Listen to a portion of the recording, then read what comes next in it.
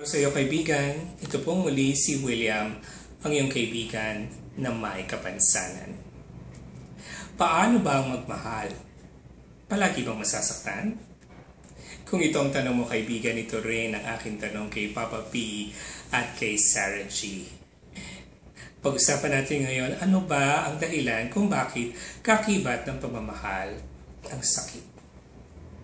Kaya ganun kaibigan na nagmamahal ka kasi ng isang imperfect being o isang tao na hindi perpekto. At kung titingin ka rin sa salamin, ikaw manay kayo din.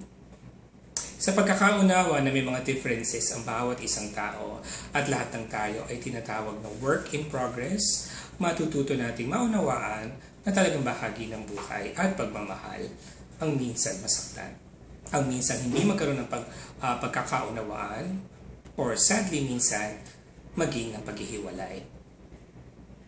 Although kasama ang sakit sa pag-ibig, dinidevelop kasi nito yung mga traits, character traits na hindi mo madidevelop sa ibang aspeto ng buhay unless ikaw ay magmamahal.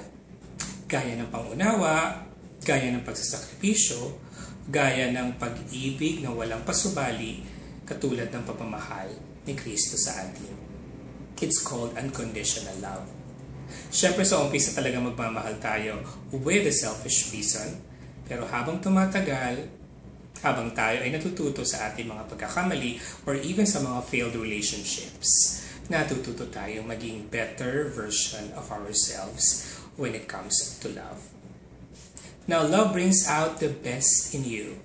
Although it can also bring out the worst, pero mas higit kung pinaniniwalaan na it's better to have loved and lost than never to have loved at all.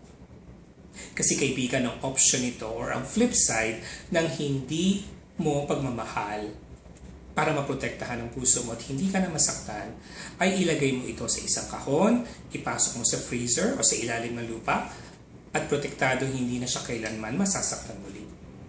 Pero is there something to look forward to kung ganoon ang pipiliin mong buhay? I'd rather not. If I were you, sumugal tayong ulit.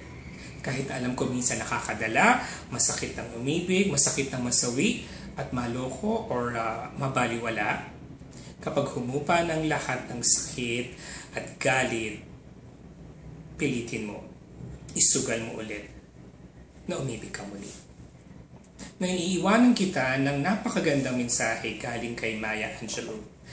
Sabi niya, have enough courage to trust love one more time. And always one more time.